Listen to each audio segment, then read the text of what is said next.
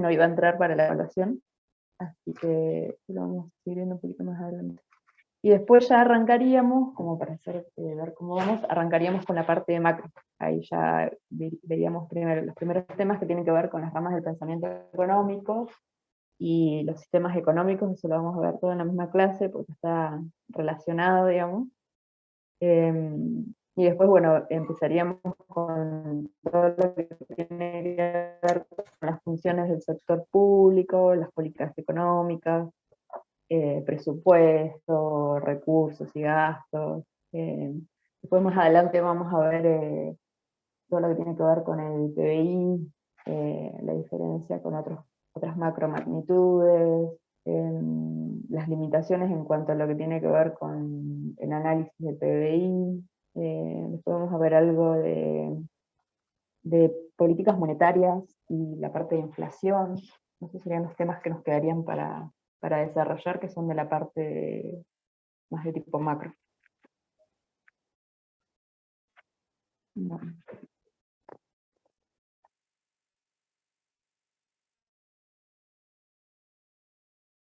Bueno, vamos a esperar que ingrese otra compañera que esté en la espera y vamos a arrancar.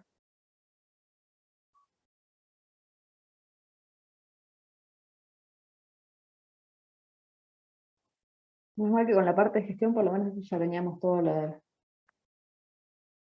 del parcial y ya habíamos adelantado bastante los temas.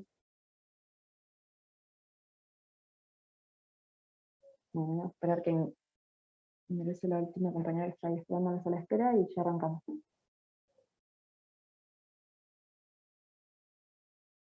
Yo les voy a mostrar digamos, unos esquemitas conceptuales Carnet sobre las distintas temáticas centrales de lo que vimos en el primer cuatrimestre y que entrarían en la evaluación. Obviamente ustedes armen si quieren su propio esquema más sintético, estos están como más desagregados, digamos, para su resumen y síntesis. Es como por ahí una guía para recuperar, digamos, temas como hace tanto que no nos vemos.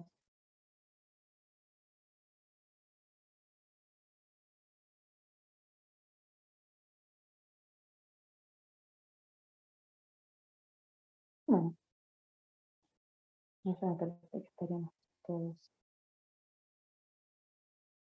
Bueno, a ver, voy a buscar una imagen para que no se cuelgue. Bueno, empezamos desde el principio. Digamos, lo primero que vimos fue el aspecto más introductorio de qué es la economía. Recuerdan que estuvimos hablando de que había muchas definiciones, depende de ustedes la bibliografía que lean, van a encontrar muchas definiciones distintas en los distintos libros sobre lo que es la economía. Nosotros ahí teníamos, en una de las presentaciones que habíamos visto, una que planteaba que la economía, digamos, se abocaba a analizar cómo administramos los recursos escasos con el fin de producir bienes y servicios para satisfacer justamente las necesidades de una determinada sociedad.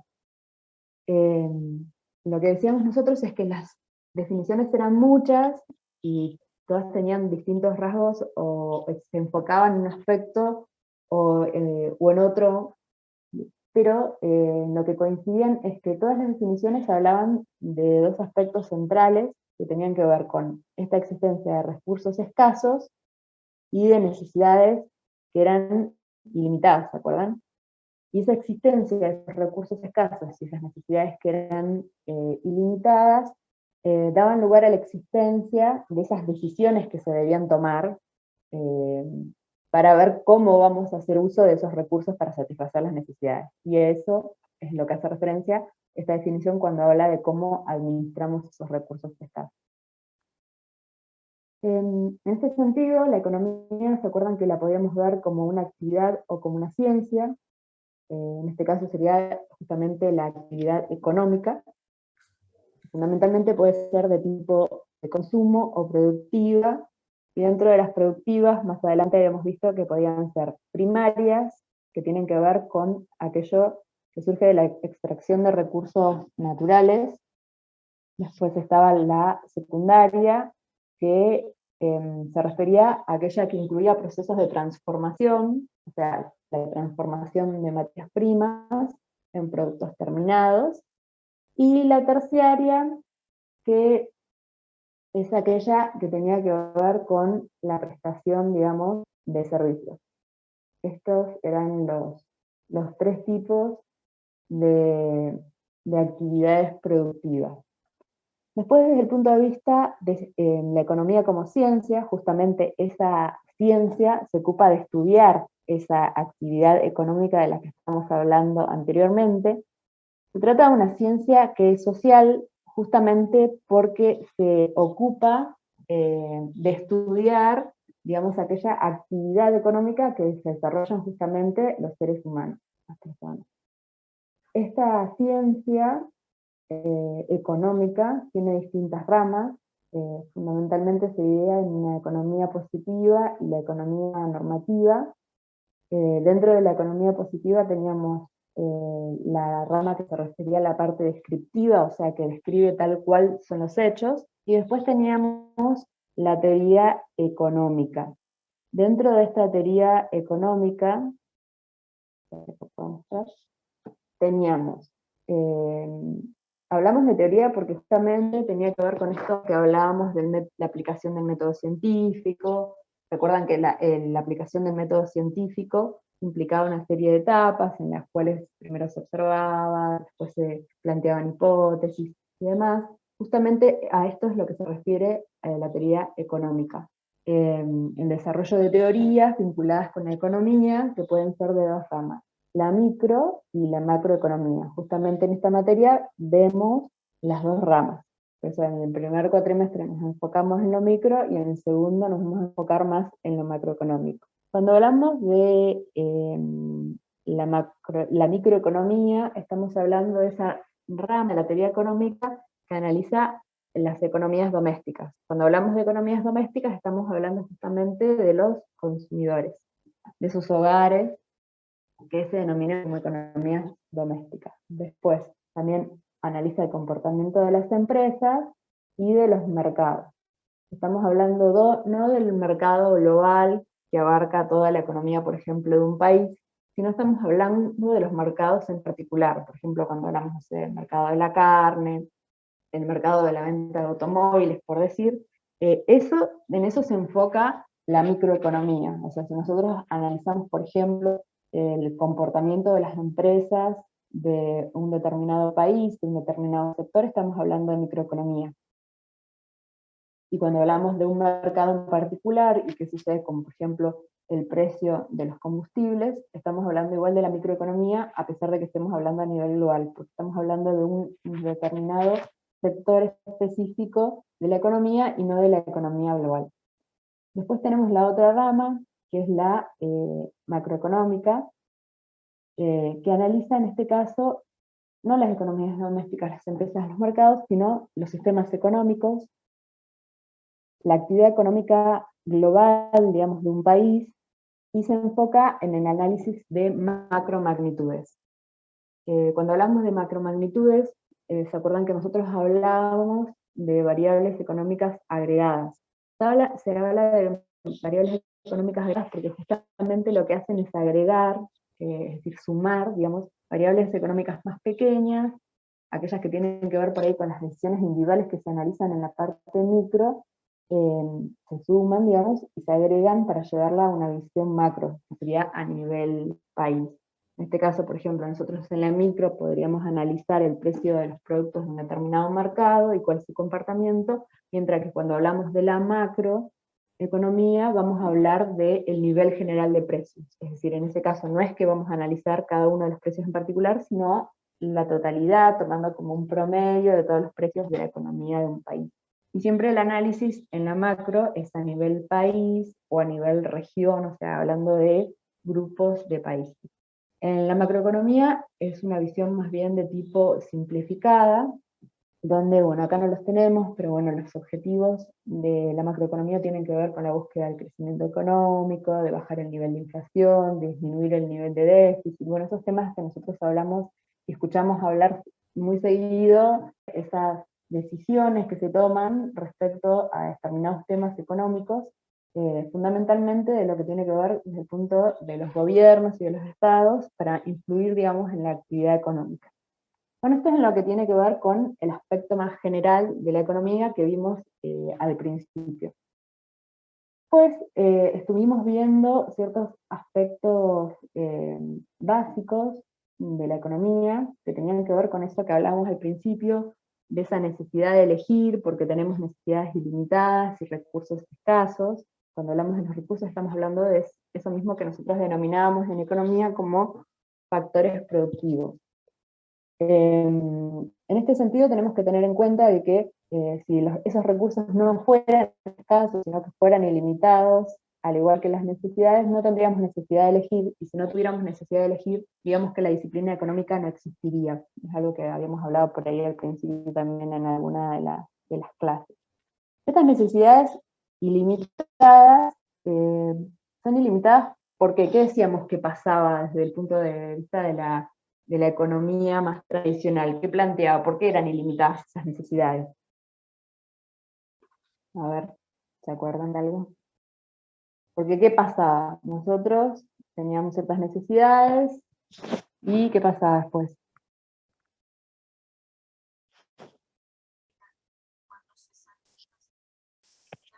Ahí me escucho muy bien. ¿Qué decían? Ahí me quedo como muy bajo el volumen.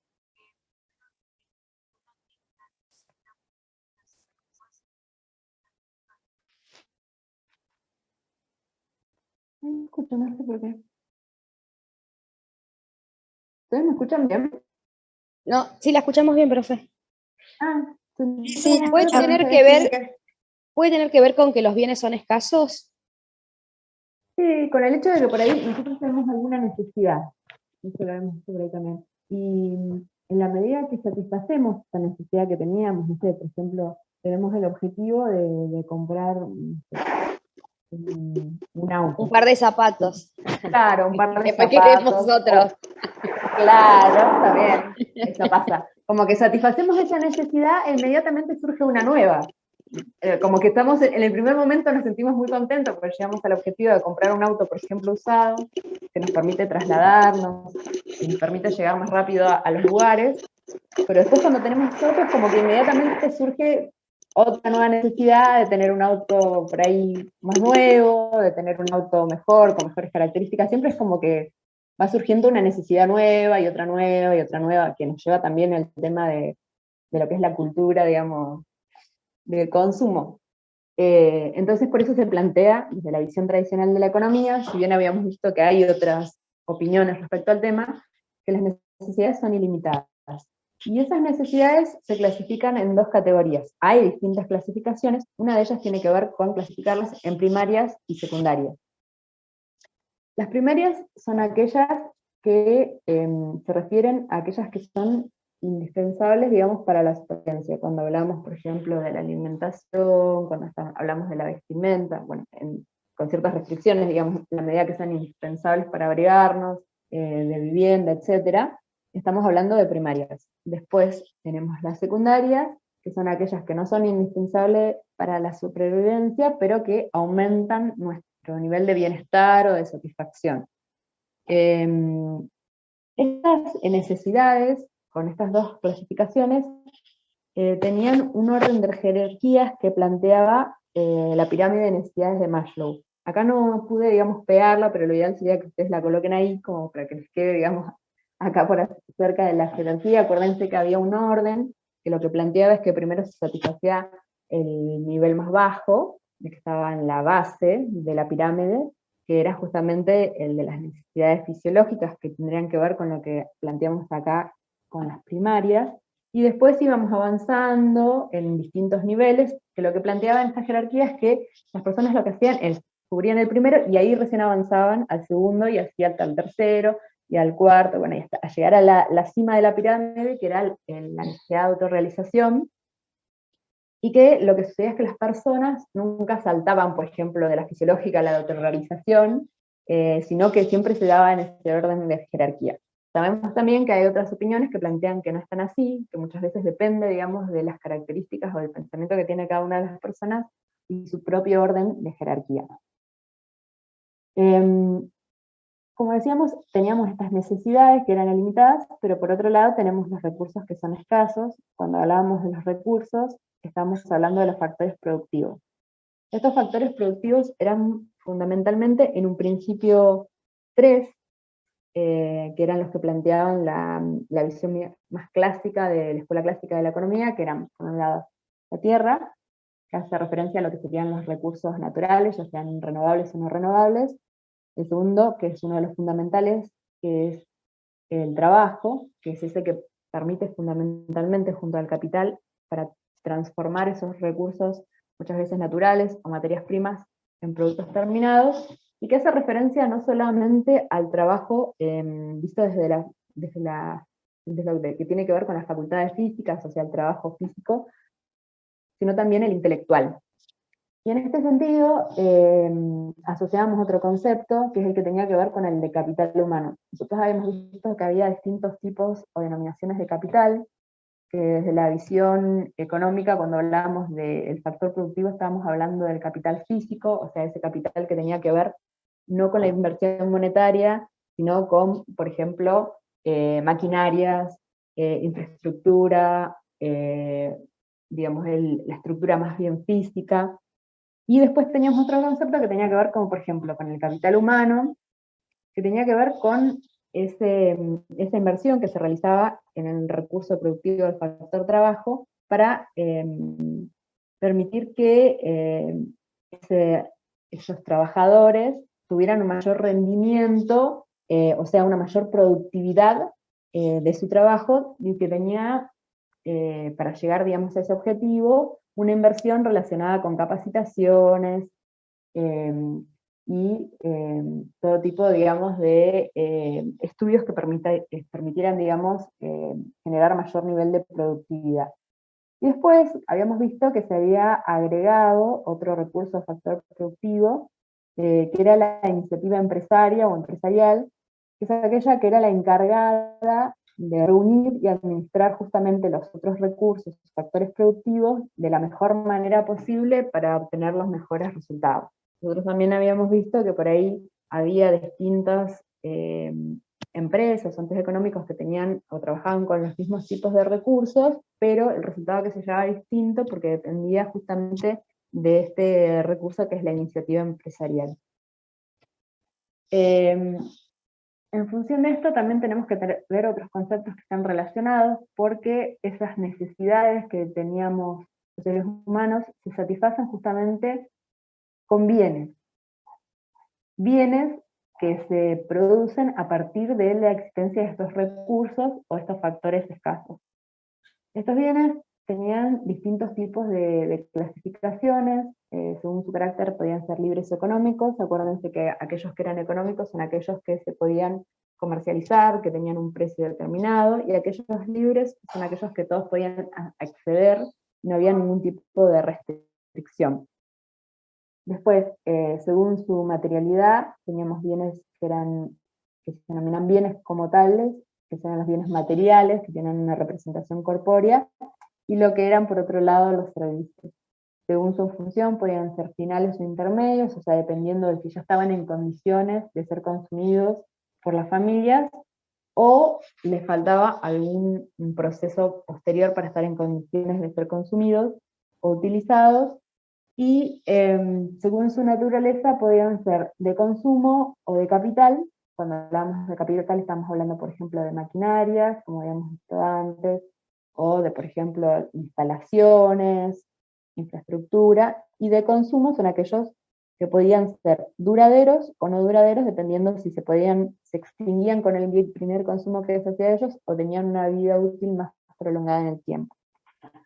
Relacionado con esto, teníamos un concepto que habíamos visto, que es el de agentes económicos, que son aquellos que participaban en la economía justamente como, a su vez, como consumidores y como productores. En este sentido teníamos dentro de los agentes económicos de toda economía a las familias o economías domésticas, que hemos visto antes, que actuaban como consumidores y como oferentes de factores productivos, como consumidores, porque los factores productivos que ofrecen las familias son el trabajo. Entonces, el trabajo y otros, pero bueno, fundamentalmente el trabajo, porque también ofrecen otros factores productivos como su capital, a través de las inversiones que realizan, la tierra, en la medida que sean propietarios de algún recurso natural, y también todo lo que tiene que ver con la retribución que reciben esas familias, porque hay primero un flujo que tiene que ver con la entrega de estos factores productivos de las empresas, pero a su vez las empresas tienen retribuciones, como por ejemplo sería el salario, hacia las empresas, que ahí habría un flujo monetario, los intereses, la renta de la tierra, los beneficios en la medida que sean, aquellos que organizan a los restantes factores productivos. Y los otros agentes económicos son, por otro lado, las empresas, y por otro lado, el sector público. Este sector público que puede ser central, o sea, a nivel nacional, provincial o local, que sería, digamos, a nivel municipio. Este sector público influye en la actividad económica a través de distintos instrumentos. Después vamos a ver como por ejemplo los impuestos, el gasto público, las regulaciones que establecen. Bueno, esto es lo que tiene que ver más que nada con los aspectos básicos y los temas centrales que se interrelacionan cuando vemos la economía y la actividad económica vinculada con las necesidades, los recursos, la forma en que se... El gran tema que estuvimos viendo es lo que tenía que ver con el mercado y el principio de lo que sería el equilibrio del mercado. Después vamos a ver que en lo último que habíamos visto los distintos tipos de mercados. Cuando hablamos del equilibrio de mercado y hablamos de la curva de oferta, la demanda, cómo interactúan, ese precio y esa cantidad de equilibrio que determina el mercado y a la cual deben aceptar tanto los empresarios como los consumidores, esto hay que tener en claro y se tienen que acordar que no se da en todos los tipos de mercados. Esto solamente sucede en qué tipo de mercado, a ver si alguien se acuerda, donde la oferta y la demanda son las que determinan el precio y la cantidad de equilibrio. ¿En el monopolio? Perfecto. Perfecto, ahí no sé quién fue el que dijo, pero en el mercado de competencia perfecta. ¿Por qué? Porque en el monopolio, o sea, cuando hablamos de monopolio estamos hablando que hay un solo oferente, o sea, una sola empresa o un solo ente económico que produce ese tipo de bien. Entonces, como es el único oferente, directamente la empresa que tiene el monopolio de ese bien o de ese servicio puede determinar el precio que considere más adecuado. Entonces no tiene que regirse ni tiene que adecuarse a lo que es el equilibrio del mercado. No, este equilibrio en donde el mercado es el que determina el precio y la cantidad de equilibrio solamente se da en el mercado de competencia perfecta, que tiene una serie de condiciones para ser tal. Bueno, ahora en cualquier momento se me va a cortar el Zoom porque nos quedan 2 minutitos nada más, así que lo que voy a hacer, para que no quedarme hablando sola, es cierro ahora, descansan 5 minutitos y vuelvo a conectarme, así seguimos con la presentación, así la terminamos. Entonces, ahí corto y en 5 minutitos nos volvemos a conectar.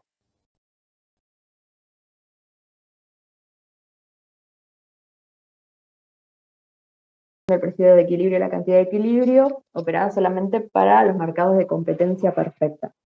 En ese mercado interactúan, o sea, estamos hablando tanto de un mercado que se refiere a un lugar físico donde interactúan, digamos, la parte de la demanda, o sea, los productores y los consumidores, o un mercado que no es un lugar físico, sino es virtual, pero donde vamos a tener dos fuerzas que interactúan. Por un lado la demanda y por el otro la oferta. Esta demanda tenía una ley de demanda que lo que planteaba es que había una relación inversa entre los precios y cantidades. Esto significa que cuanto mayores sean los precios, menores son las cantidades demandadas, y cuanto menores sean los precios, mayores van a ser las cantidades demandadas justamente por los consumidores. Esto se, digamos, visualizaba, acá no lo tenemos porque no puedo incorporar gráficos, pero sino en lo que sería la curva de demanda. ¿Se acuerdan que ustedes la curva de demanda, si la vemos en forma lineal, tiene una pendiente de tipo decreciente, o sea, con una pendiente de tipo negativa? Y en cuanto a lo que son los determinantes, o sea, aquellos que determinan esta función de demanda, son el precio del bien bajo análisis, o sea, ante cambios en el nivel de precios va a haber cambios en las cantidades, pero en este caso lo que tienen que tener presentes es en relación a los cambios que hay en la curva de demanda, es que cuando analizamos cambios en el precio del mismo bien, estamos hablando no de desplazamientos de la curva de demanda, sino movimientos a lo largo de la misma curva de demanda, o sea, como si nos estuviéramos posicionando en distintos puntitos que son distintas intersecciones de la curva de demanda. Entonces decimos, ¿qué pasa? Si aumenta el precio, y entonces sí van a disminuir las cantidades. Se sitúa en otro punto de la misma curva de demanda. Porque en esa situación, acuérdense que nosotros, análisis que se hacía para ver esa curva de demanda, decimos que en esa primera situación, cuando analizábamos los movimientos a lo largo de la curva de demanda, consideráramos que el resto de los determinantes, que son los que están acá abajo, estaban fijos. Ese principio económico dice ceteris paribus. El resto está estático.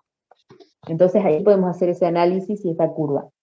Y esos movimientos, esa pendiente negativa que tiene la curva, tiene que ver con el efecto sustitución y el efecto ingreso, porque decíamos que a mayor precio, menor es el ingreso que podemos destinar a su consumo, y cuando mayor sea el precio, los consumidores tienden a elegir otros productos sustitutos. Pero después teníamos otros determinantes que si se modificaban, generaban no movimientos dentro de la misma curva, sino desplazamientos. Todos estos de acá generan desplazamientos, como lo que es la renta del consumidor. Cuando hablamos de renta del consumidor estamos hablando del nivel de ingresos medio de los consumidores de un determinado bien o servicio. Y ahí, para ver cuál es el efecto que teníamos que ver si estábamos hablando de bienes normales o si eran bienes inferiores. ¿Se acuerdan que si se trataba de bienes normales, qué es lo que pasaba cuando aumentaba el nivel de ingresos o de renta de los consumidores? ¿En qué sentido se da el desplazamiento de la curva de demanda? ¿Hacia la izquierda o hacia la derecha? O sea, ¿se consumía más o menos?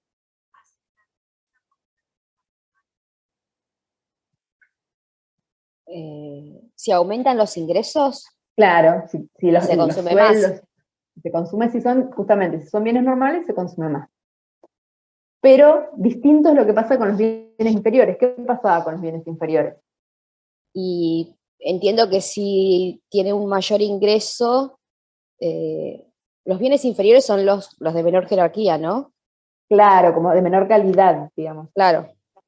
Entonces deja de consumirlos, se aumentan sus ingresos. Claro, justamente, claro, el movimiento es contrario. Entonces, para hacer un análisis, por ejemplo, si me plantearan un ejercicio, yo tendría que ver cómo se desplaza la curva. Primero, qué tipo de bien estoy hablando, si es un bien normal o es un bien inferior. Si es un bien inferior, van a consumir menos a medida que aumente el ingreso o la renta de los consumidores, porque se van a pasar a otros bienes de mayor calidad. ¿Está bien? Y eso va a generar un desplazamiento de la curva de la demanda, en ese caso hacia la izquierda, no hacia la derecha. Después teníamos el precio de bienes relacionados, que pueden ser bienes sustitutos o bienes complementarios, y ahí también va a depender de qué tipo de bien sean. Acuérdense que cuando son sustitutos, cuando aumenta, digamos, el precio del otro bien que es sustituto, la demanda de este bien que está relacionado va a aumentar, porque se va a migrar a este bien. Pero si son complementarios, digamos, si aumenta el precio del otro bien, va a disminuir la demanda de ese otro bien y del que estoy relacionando yo también, porque son complementarios. O sea, si aumenta la nafta en forma considerable, probablemente se dejen de consumir también los automóviles. Ese era un ejemplo típico que veíamos. Después tenemos también los gustos y preferencias, que estos tenían que ver mucho con las estrategias de marketing, con el paso del tiempo, porque pasan las modas, cambian, y en este sentido es, digamos, de los escucha mi gato acá que está grita. Las Sí. expectativas. ¿Dónde está? Ay, voy a ver que está afuera, ¿qué pasa?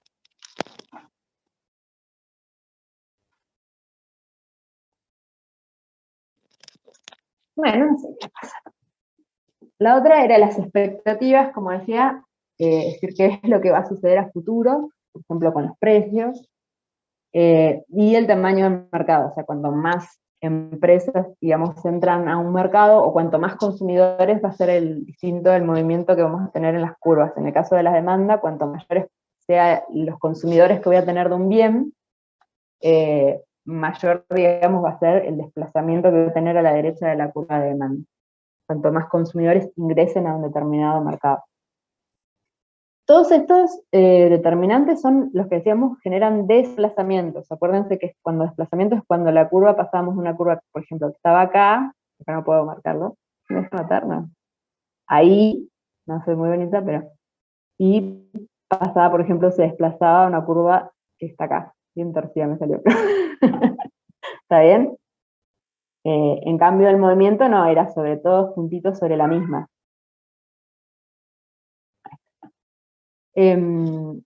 Y esos desplazamientos era al revés. Nosotros consideramos, por ejemplo, la renta de los consumidores y hacemos el análisis de los desplazamientos y consideramos que el resto de los determinantes está ceteris paribus. O sea, nos posicionamos sobre cada uno de ellos, de forma independiente. Después teníamos la otra fuerza del mercado que intervenía, que es la oferta, o sea, los oferentes de estos bienes y servicios, que son de alguna manera, digamos, las empresas que ofrecen. Que en este caso la relación, la ley de oferta, lo que plantea que la relación es, a diferencia de la de demanda, es una relación directa. O sea, a mayores precios, mayores cantidades, y a menores precios, menores cantidades. Justamente porque los empresarios lo que buscan es obtener mayor nivel de beneficio o rentabilidad, y en la medida que mayores son los precios, están más incentivados a ofertar mayores cantidades. Y cuando sucede lo contrario, ofertan menos cantidades.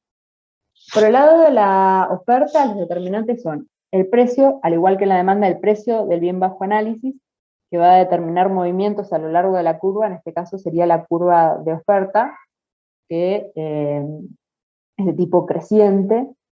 Y los otros determinantes, esto, como en el otro caso, estos cambios que se dan en el precio, digamos, del propio bien bajo análisis, lo que va a generar es movimientos a lo largo de la misma curva. O sea, son distintos puntitos dentro de la misma curva. Y por ahí era lo que ahí generaba un poco de confusión cuando hicieron el análisis de los artículos. ¿Se acuerda que yo les pedía que muestren desplazamientos de la curva? En ese caso de la de demanda, pero por ahí algunos lo que analizaban eran cambios que se daban en el precio del mismo bien. En ese caso no sería desplazamiento, sino sería un movimiento a lo largo de la misma curva. ¿Está bien? Yo pedía, digamos, cambios que tengan que ver con alguno de estos determinantes. Bueno, y después, obviamente, si hacemos el análisis de este precio, vamos a considerar el resto ceteris paribus, y si no, analizamos los otros determinantes que generan desplazamiento, que serían, en este caso son distintos de las demandas. Sería el precio de los factores productivos, o sea, cuanto mayor sea el precio de los insumos que necesito para producir un bien, menos incentivados van a estar los empresarios a producir, entonces van a producir menos cantidades, o sea, un desplazamiento hacia la izquierda.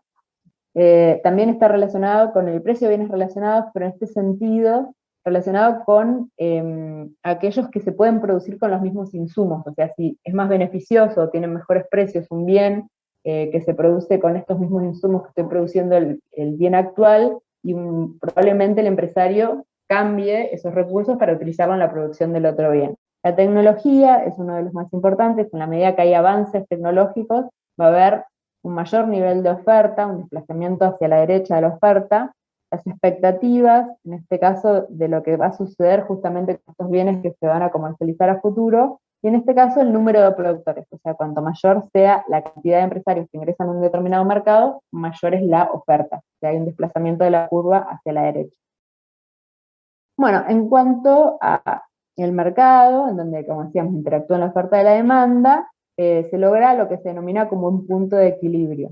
Es un equilibrio donde confluyen tanto la oferta con la demanda, que determina, en el caso de los mercados de competencia perfecta, el precio del mercado, que van a aceptar tanto consumidores como empresarios, que son precios aceptantes en este tipo de mercados. No puede, ¿por qué? Porque no son tantos que no pueden influir, porque son súper poco significativos en lo que sería el mercado.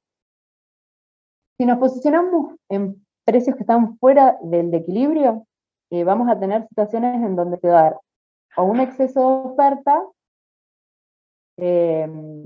cuando la oferta es mayor a la demanda, o un exceso de demanda cuando la demanda es mayor a la oferta, y lo que va a hacer el mercado es que va a tender a volver al punto de equilibrio.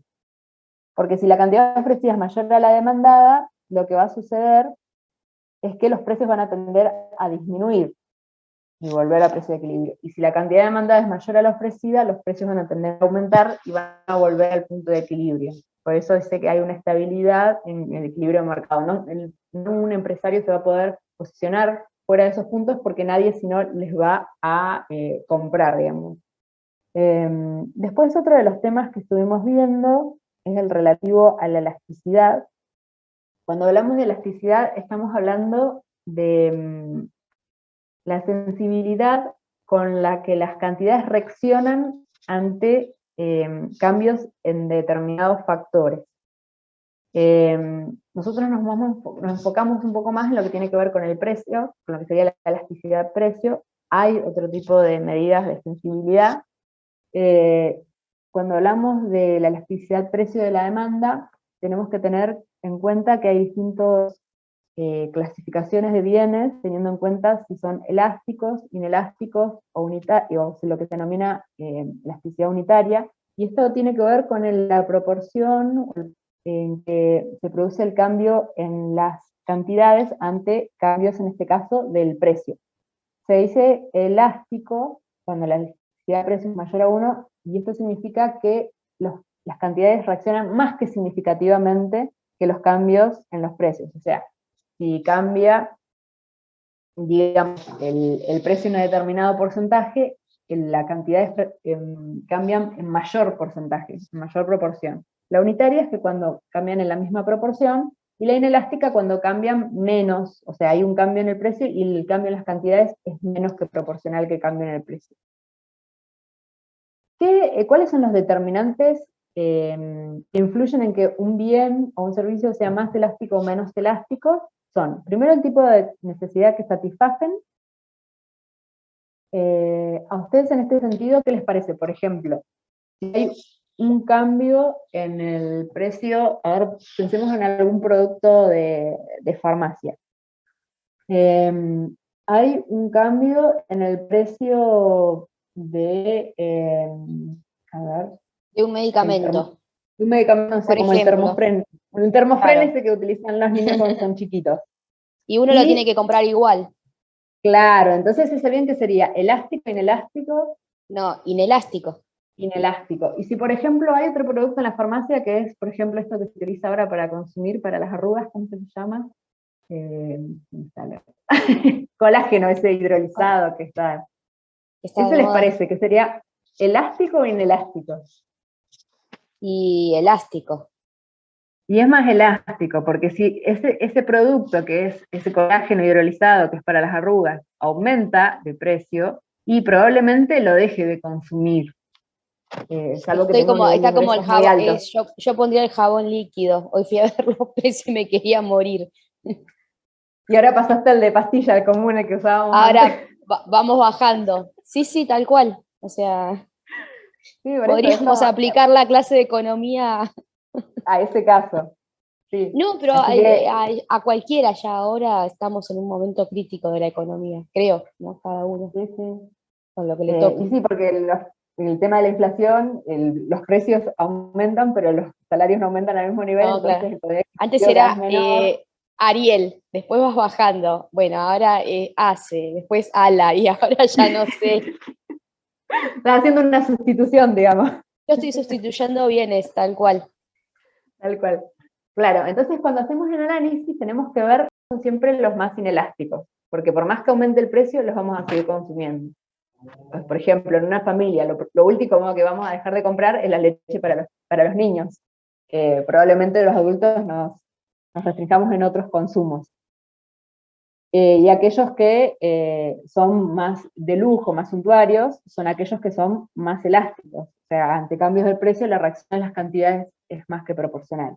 También otro de los determinantes es la cantidad de bienes sustitutos, y hay muchos para reemplazar, como decíamos en el ejemplo que planteaba la compañera, entonces también cuanto más sustitutos, más elástico, porque si aumenta el precio de uno y el otro se mantiene, y probablemente me cambie el otro. También otra cosa que es importante es la proporción del ingreso que se gasta en un bien. O sea, aquellos que son súper poco significativos en el ingreso de un consumidor, ¿qué va a pasar? Por ejemplo, si aumenta no sé, un producto, por ejemplo, un condimento, no recuerdo ahora los precios, por decir, un condimento que sale, por ejemplo, no sé, por decir, ya la verdad que estoy desfasada de los precios, no sabría cuánto sale el pimentón, por decir. 300 pesos, no sé, sí, Bueno, también. sale 300 pesos y de repente pasa a, no sé, a 400 o 500, ¿lo dejaríamos de consumir o no? Y yo, o sea, eso es relativo, supongo.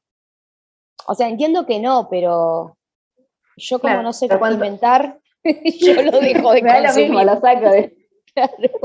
directamente. Bueno, Mis cuanto comidas más nunca pequeño saben sea a el nada. valor, digamos, claro, cuando más pequeño sea el valor en relación a mis ingresos, es más inelástico. Porque, por ejemplo, si algo que es un valor muy pequeño, por decir, es 100 pesos y pasa a 200, y por ahí ni siquiera me doy cuenta, digamos, no voy a afectar no me va a afectar mucho el cambio.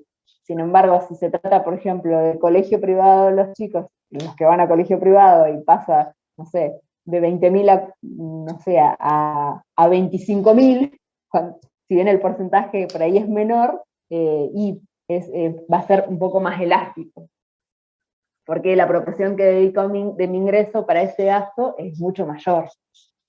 Y después el periodo habla de que con el transcurso del tiempo generalmente, digamos, tienden a ser más elásticos, o sea, los cambios cuando transcurre un determinado tiempo se convierten en más elásticos. Bueno, en la evaluación no les voy a... están las fórmulas en las presentaciones para calcular la elasticidad, estuvieron calculando algunas en las actividades prácticas.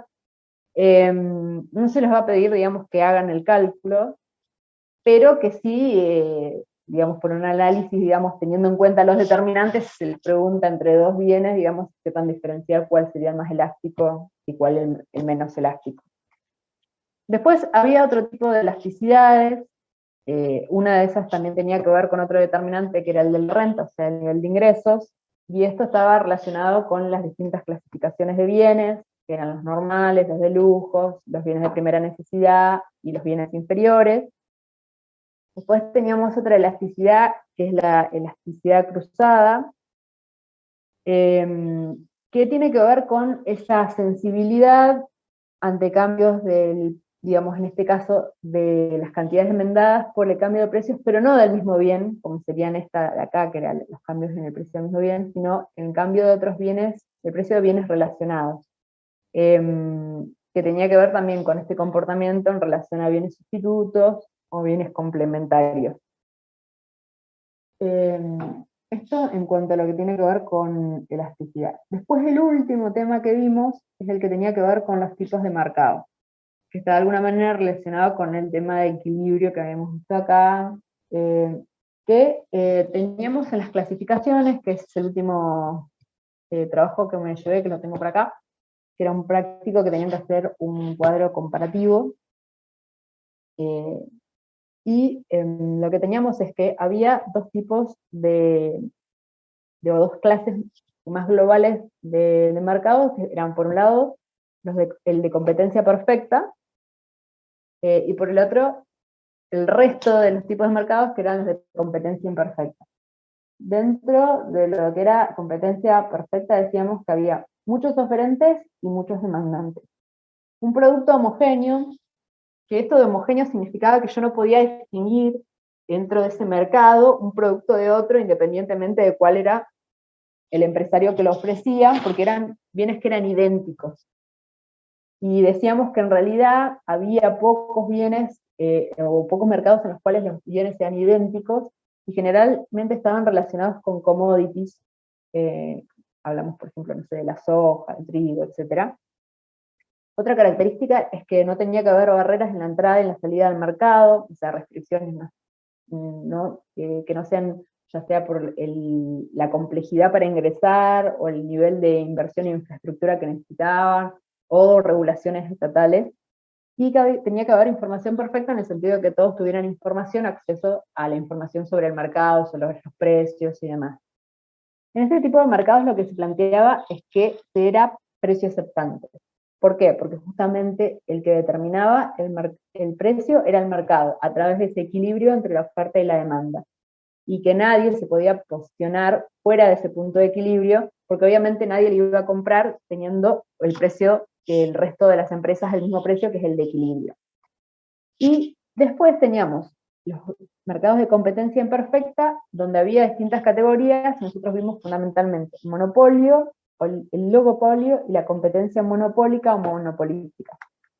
El monopolio era el caso más extremo de competencia imperfecta, porque es el caso en donde hay un único oferente, o sea, un único productor de un determinado bien y servicio. Y esto implicaba que tenía plena capacidad para determinar el precio. O sea, él iba a determinar el precio de ese mercado, en donde él era el único oferente, y las causas de estos monopolios tenían que ver con la existencia de patentes, con el control estatal de la oferta de un determinado bien, la existencia de un control exclusivo de un determinado factor productivo, la existencia de monopolios naturales, y los efectos negativos de los monopolios tenían que ver justamente con precios altos, menor producción, mayores beneficios para los empresarios, todo esto en relación a lo que sucede con mercados más competitivos. Y en este sentido existían regulaciones estatales que tenían que ver con la necesidad o de impedir la formación de los monopolios para que esto no suceda, o en el caso de que ya existieran monopolios, la obligación de dividir estos monopolios existentes, o a través de regulaciones de los precios, que eso es lo que más vemos, o establecer impuestos especiales para este tipo de monopolios. Después teníamos el otro caso, que era el de los oligopolios, que en este caso, a diferencia del mercado de competencia perfecta, tenemos muchos demandantes, pero tenemos pocos oferentes. Y esto implica que estos oferentes tengan cierta capacidad para influir sobre los precios, y que haya una interdependencia entre los distintos oferentes, porque al ser pocos, cualquier cambio que realiza uno de los oferentes influye en el resto. Por ejemplo, un cambio en un precio. Y esto da lugar a un movimiento en el resto de los jugadores o de los oferentes que hay en ese mercado. Las estrategias para fijar los precios en los mercados eran dos. Una que tenía que ver con la guerra de precios. Esta guerra de precios lo que implica es que ante un cambio en el precio de un oferente hay una acción en contra de esta que genera que los demás también generen cambios en el nivel de precios, con la búsqueda de, digamos, quedarse con el mercado. Y la otra alternativa, que era el cártel o la colusión, en la cual los oferentes se ponían de acuerdo para fijar los precios, y en este caso, ya sea o fijaban los precios o se distribuían el mercado. Profe, En estos casos, sí. Perdón, ¿y el oligopolio no es un poco un mercado de competencia perfecta? En algunos, No, digamos, en algunos parámetros como que actuaría, ¿no? Parecido. Claro, lo que En pasa es que cuanto a acá en este fijar caso, precios. Claro, en este caso no es que, como en el otro, que la oferta y la demanda van a generar un precio y una cantidad de equilibrio, sino que digamos, los oferentes pueden influir. Y en el caso, por ejemplo, de que se pongan de acuerdo y conformen un cártel, directamente ellos van a fijar, digamos, el precio del mercado. Entonces, en ese sentido, no estaría, digamos, tan relacionado con lo que sería un mercado de competencia perfecta.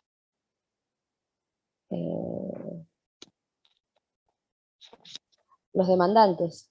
Los demandantes, porque ¿qué va a pasar con los precios en esa guerra? Y van a tender a la baja. Van a tender a la baja, justamente. Y el cártel o la colusión, ¿a quién va a beneficiar?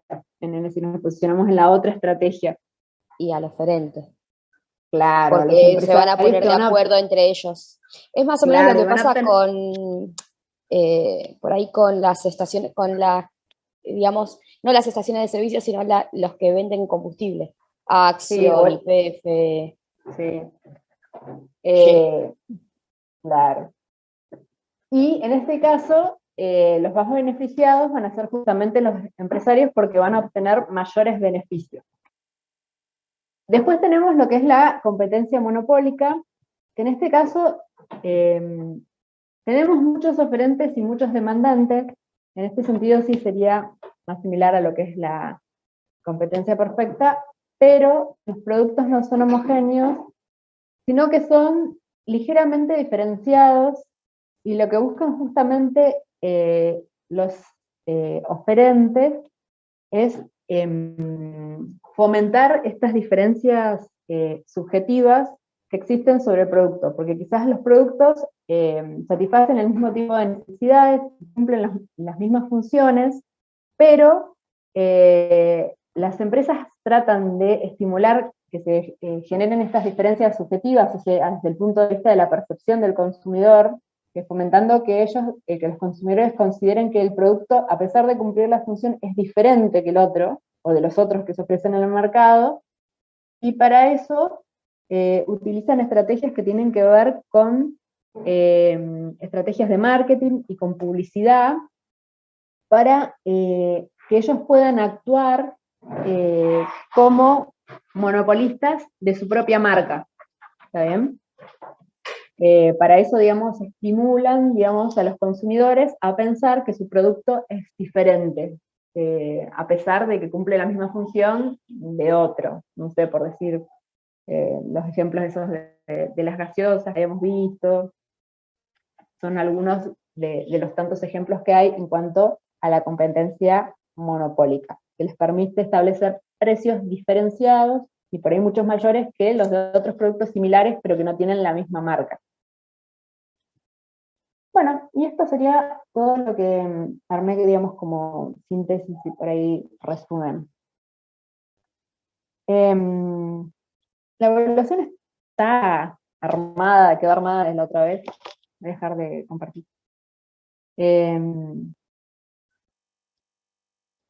Bueno, con la imagen.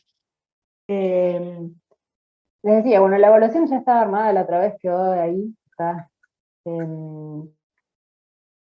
les decía, no les voy a pedir que me calculen la elasticidad, pero que sí se les plantean dos casos que sepan diferenciar y fundamentar por qué consideran que un bien es más elástico que otro. No les voy a pedir que me determinen, por ejemplo, el punto de equilibrio o me grafiquen las curvas de oferta y demanda, pero sí que sepan cuáles son los determinantes, cuál es la ley de oferta, cuál es la ley de demanda, que me sepan diferenciar cuando estamos hablando de un cambio, un determinante que me genera un movimiento dentro de la misma curva, ya sea oferta o demanda, y cuando estoy analizando una situación en donde veo un desplazamiento, lo que hablábamos antes, que sepan diferenciar si hay un desplazamiento, si es a la derecha o si es a la izquierda, si eso me genera un aumento o una disminución de la demanda o de la oferta, que sepan distinguir los distintos tipos de mercados, y bueno, y todos estos aspectos básicos que habíamos hablado, por ejemplo, de las necesidades, de los bienes, de la jerarquía, de necesidades de Maslow, que sepan por lo menos digamos, cuáles son las jerarquías fundamentales, cuáles son las que están más en la cima y cuáles están en la base, los recursos, los tipos de bienes, los agentes económicos, estos aspectos centrales a los que se enfoca la micro, la macro. ¿Está bien? Que sepan distinguir las características entre un mercado y otro, las estrategias posibles. ¿Está bien? Bueno. Ok. Ahora, Profe, no sé si... Sí, sí. profe, ¿va a subir ese material a la plataforma? Sí, lo voy a... No me dejas, porque es un programa, pero lo que me dejas es hacerle como unos PDF, así que lo voy a... Después ustedes en todo caso lo amplían. Sí.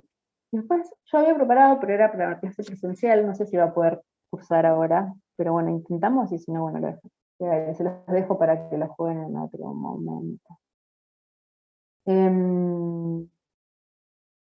No sé, ¿ustedes jugaron a Kahoot alguna vez? No. ¿No?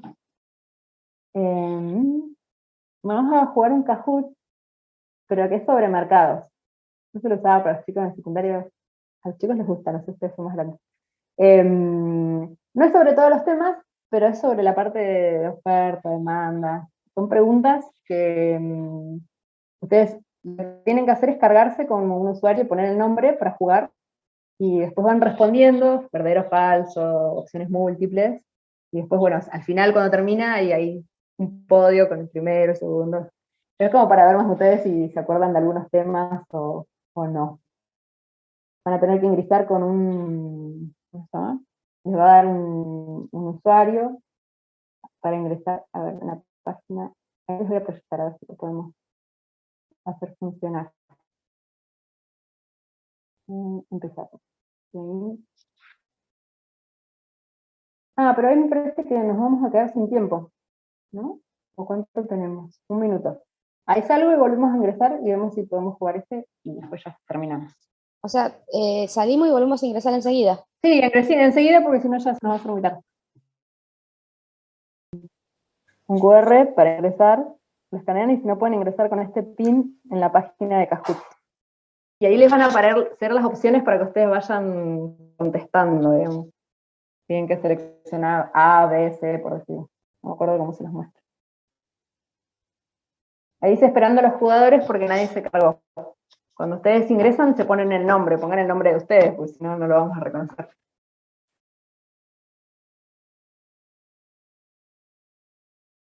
Pero voy a ver si puedo...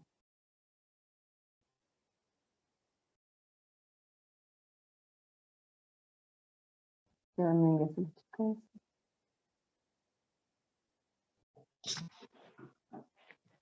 ¿Le tengo que poner Ahí ese entró. PIN? Claro. Ah, sí, porque él es el más millennial, por eso. Claro. Los que son nativos digitales ya, viste, enseguida. Nosotros viste que somos ya de Claro. otra.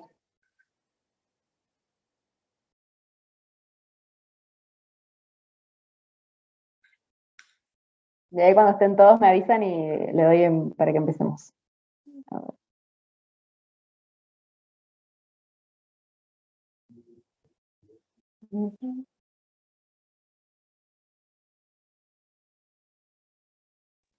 Profe, ¿cómo ingresamos? Bueno, pueden ir a esta página y colocar este PIN, o si no, escanear el QR, como quieran. Ah, ok.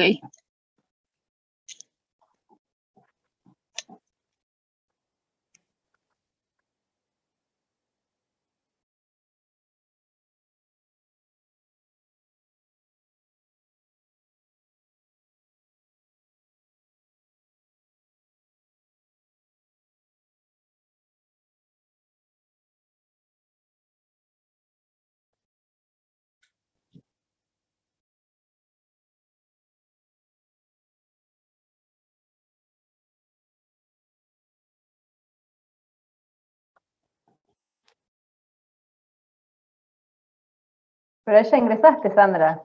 Ah, sí, ya está.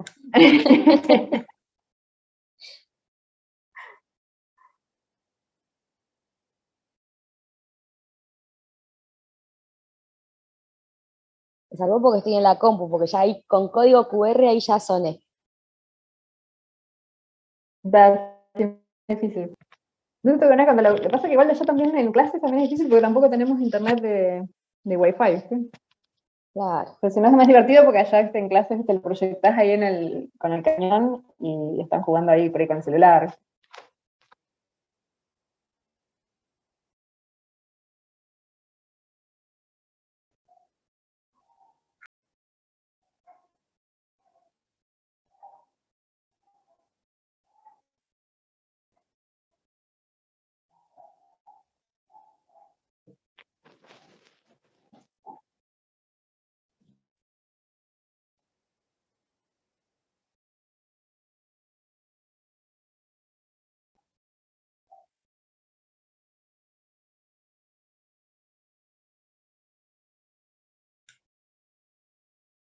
¿Ya están todos? Faltaría. Yo estoy tratando de ingresar. No lo esperaba.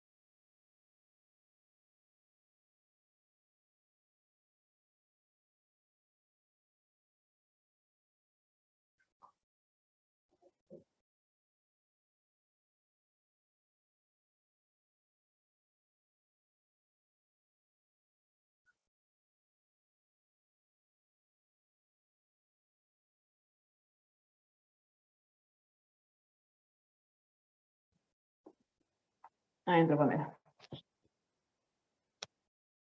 Bueno. ¿Ahí estamos? ¿Arrancó? ¿Sí? No, ahí vamos. Empezar.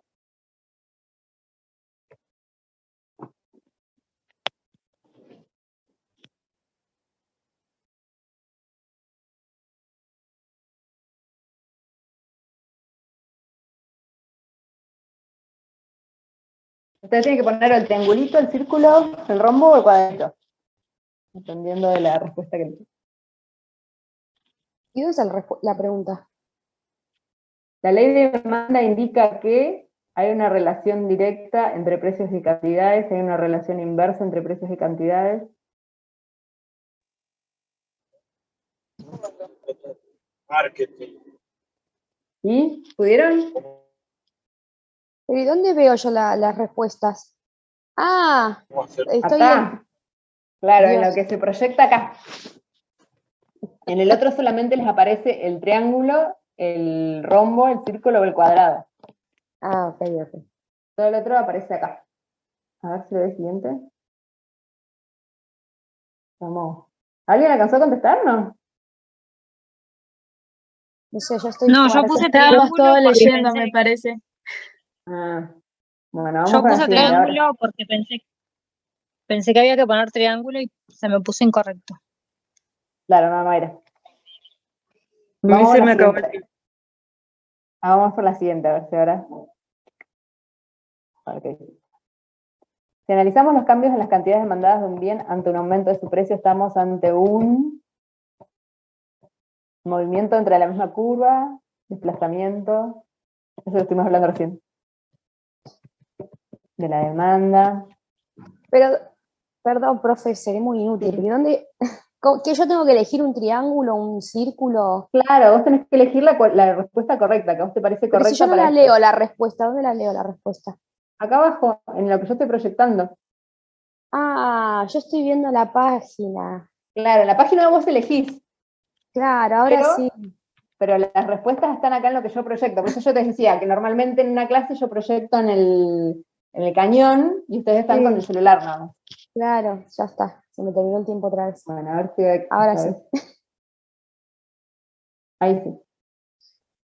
Ah, Ganando vamos, Leo. a Vos que Leo. estás lista. A ver. Al aumentar el precio de los factores productivos, la curva oferta se desplaza a la izquierda. Acá están las respuestas. Triángulo. A la derecha, círculo. No se modifica, rombo. Cuadrado, la curva se desplaza hacia la izquierda, la demanda. Primero habría que ver ahí si es la oferta o la demanda.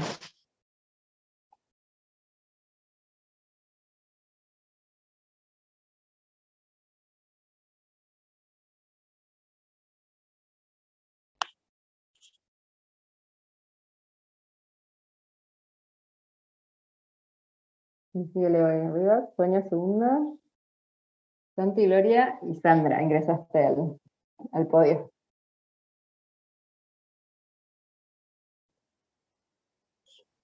Los determinantes de la demanda son, y acá dice, precio del bien, renta, precio de los insumos, preferencias, precio del bien, tecnología, expectativas. Precio, renta, preferencias, expectativas. Hay distintas opciones.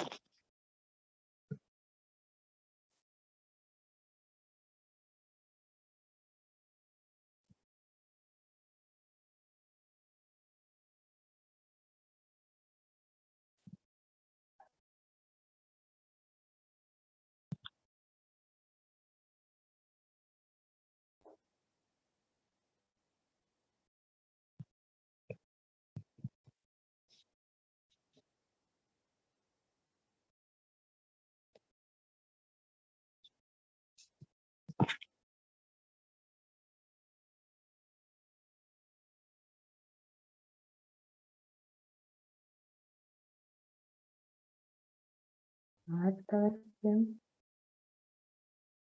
Sonia, Sandra, que es segunda.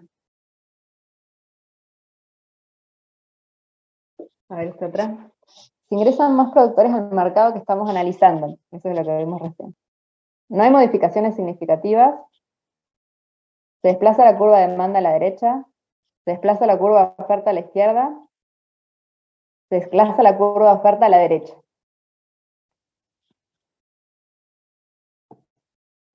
Acuérdense que a la derecha, ¿qué pasa? Aumenta.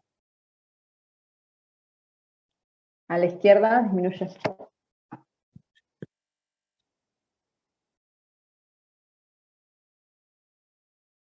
Ahí está. Ahí se cambió de vuelta el código. Se aumenta el precio de un bien complementario. Se desplaza a la derecha la curva de demanda del bien bajo análisis. Se desplaza a la izquierda la demanda del bien bajo análisis. Se genera solo un movimiento dentro de la misma curva o ninguna de las opciones es correcta. De eso también hablamos hace un rato.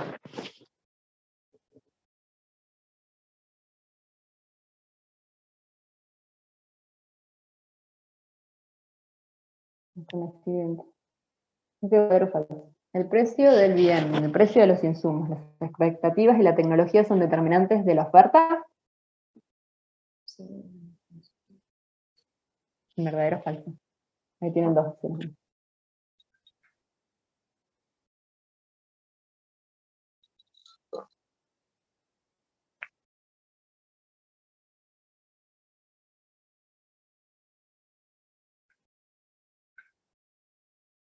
Acá falta que Ay, diga, profe. Estefanía.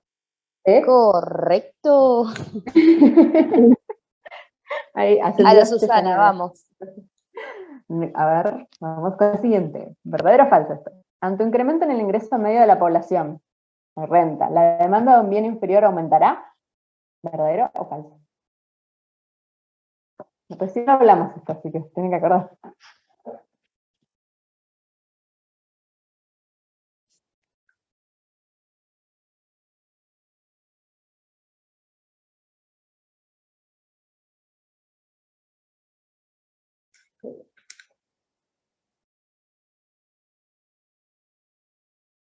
Volvió al podio Leo. Daira, España, Jan, Pamela. A ver, al desarrollar una campaña publicitaria para dar a conocer un nuevo producto, el objetivo es modificar las preferencias y desplazar la curva de demanda a la derecha, modificar las preferencias y desplazar la curva de oferta a la derecha, modificar las preferencias y desplazar la curva de oferta a la izquierda, o modificar las preferencias y desplazar la curva de demanda a la izquierda. Tienen como varias opciones.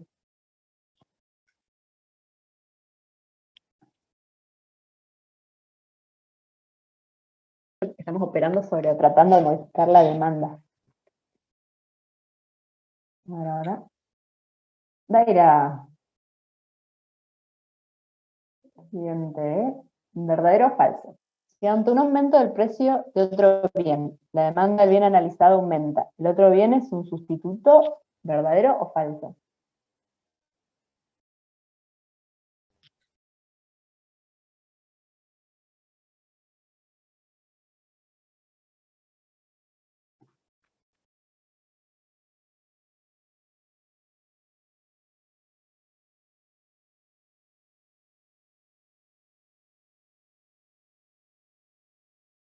Daira.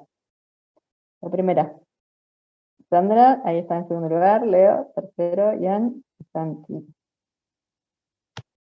Último. Si nos posicionamos en un precio por encima del de equilibrio, estamos en una situación de exceso de demanda, exceso de oferta, exceso de excedente de oferta, excedente de equilibrio.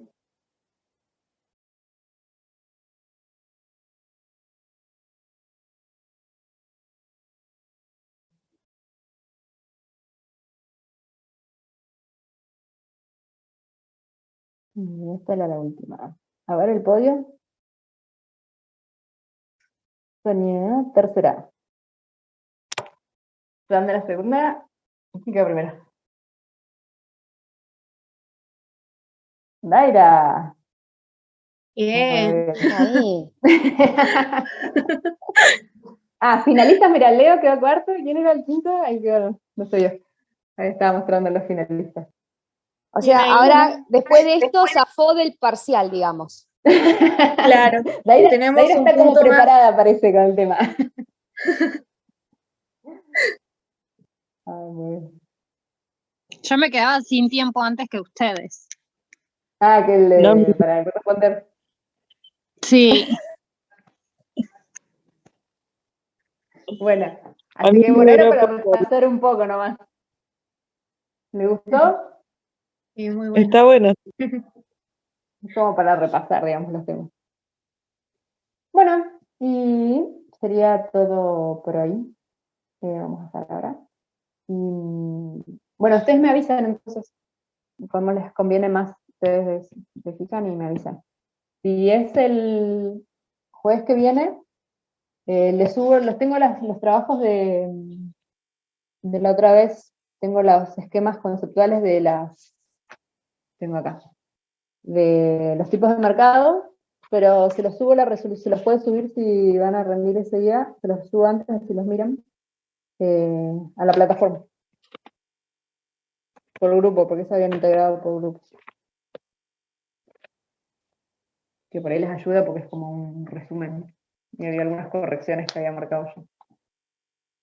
Bueno, después Bien. me mandan entonces un mensajito y vemos. Sí, nosotros acá ya lo estamos definiendo y capaz que para Dale. mañana ya lo tenemos y le avisamos a Meli, la delegada, para que lo avise. Perfecto. Y bueno, y después más adelante, bueno, ya vamos a seguir, depende de cómo vamos, con los temas ya más de macro. Así vemos la parte macro. Bueno, que descansen. Nos estamos Gracias, viendo. igualmente. Chau, chau. Chao. La próxima semana acuérdense que nos vamos a conectar para gestión. Gestión que tenemos el lunes, ¿no? El lunes. El lunes. Pero bueno, ya para el jueves, sí, ya ahí sería presencial, salvo que haya algún inconveniente. Estaría en el instituto. Bueno, nos vemos. Bueno. Chau, Chao. chau. Chao. Chao, chao.